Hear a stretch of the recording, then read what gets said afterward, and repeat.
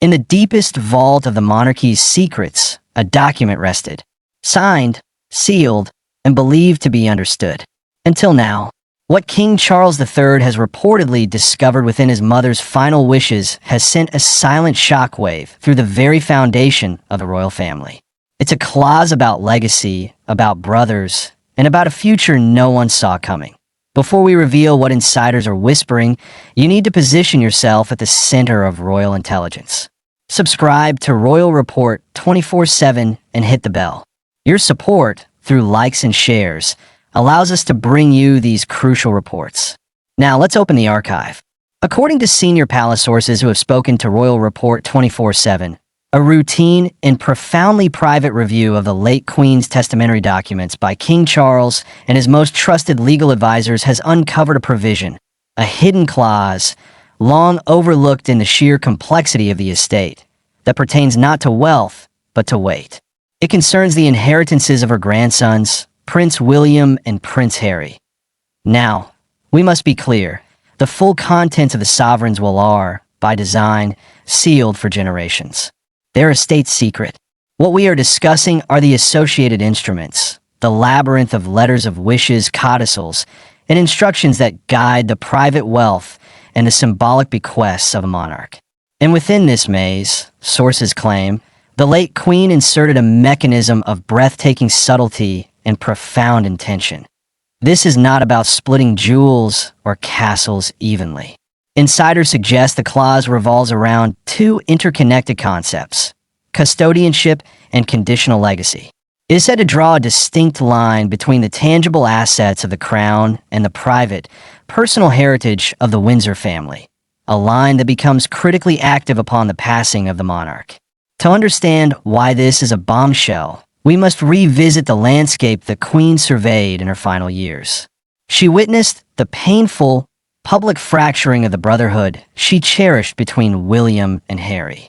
She saw one grandson solidify his path as the future king, and the other step back from royal life, yet fiercely cling to the heritage of his birth. Her greatest fear, confided to a very small circle, was said to be a permanent, bitter division, a schism that would redefine the House of Windsor for the worse.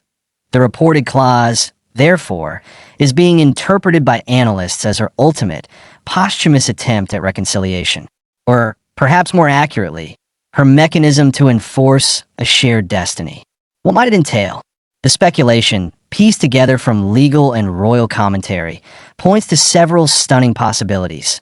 The first centers on the Duchy of Cornwall. The second, and even more poignant, possibility involves personal totems. Items of immense sentimental value, but no constitutional significance. Personal letters from Prince Philip, private home movies from Balmoral, the late Queen's own favorite, uncatalogued jewelry.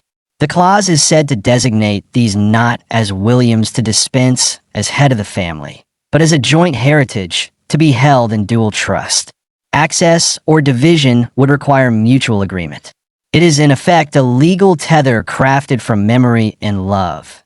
The King's decisions, from the eviction from Frogmore Cottage to the removal of security, have drawn that line in the starkest terms.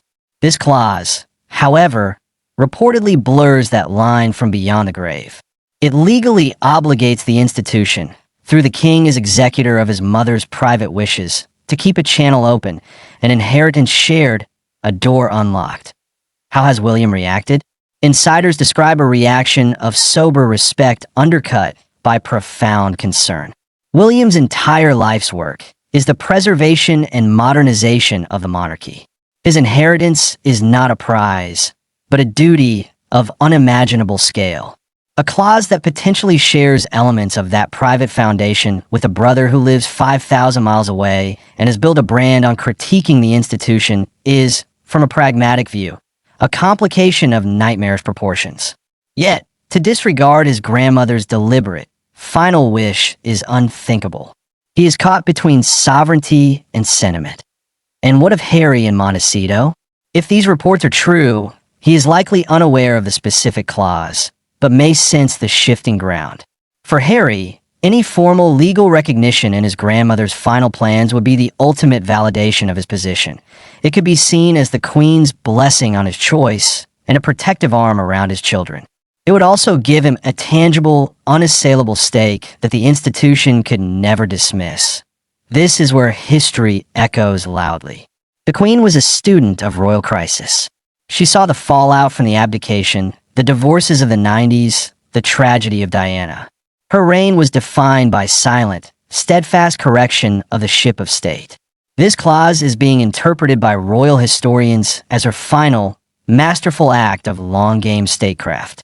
She could not force her grandsons to reconcile in her lifetime, but she could, with a stroke of a pen, create a situation where their own children's futures are so legally and symbolically intertwined that estrangement becomes an active, ongoing burden on both lines.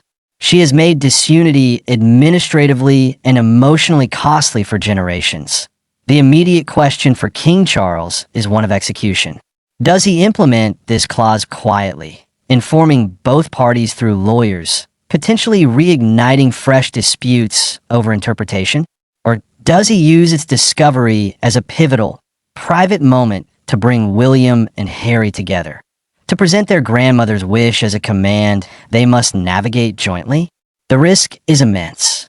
It could force a conversation where none is wanted, or it could hand Harry a perceived victory that might harden William's resolve. Some courtiers, we are told, are advocating for a strategy of benign delay, managing the assets and trust with glacial slowness, allowing time and circumstance to soften the edges. Others argue the Queen's instruction is clear and must be honored with pace and transparency, lest it leak and create a scandal of its own. So, we're left with a revelation that changes everything, yet changes nothing on the surface. The crown rests on Charles's head. William prepares for his destiny. Harry builds his life in America. But beneath it all, a thread spun by a grandmother's hand now binds them in a way that power, distance, and pride cannot easily sever. This is not an inheritance of riches alone. It is an inheritance of obligation to each other. The late Queen, in her infinite wisdom and perhaps her infinite sorrow, has ensured that the story of the Windsor brothers cannot be written as two separate books. They are forever consecutive chapters in the same volume, their narratives linked by a hidden clause of love and forethought. The document is back in the vault. The king holds the key, and the future of the crown now hinges on how a family interprets the quietest, most powerful word from its past. These are the layers we dedicate ourselves to uncovering for you at Royal Report 24/7. The story is always deeper than the headline. If you want to continue this journey into the heart of the monarchy with us, you must subscribe and hit the bell. Ensure you never miss an update. If this report revealed the hidden currents shaping the royal world, please like this video and share it with someone who understands that the real drama is often written between the lines.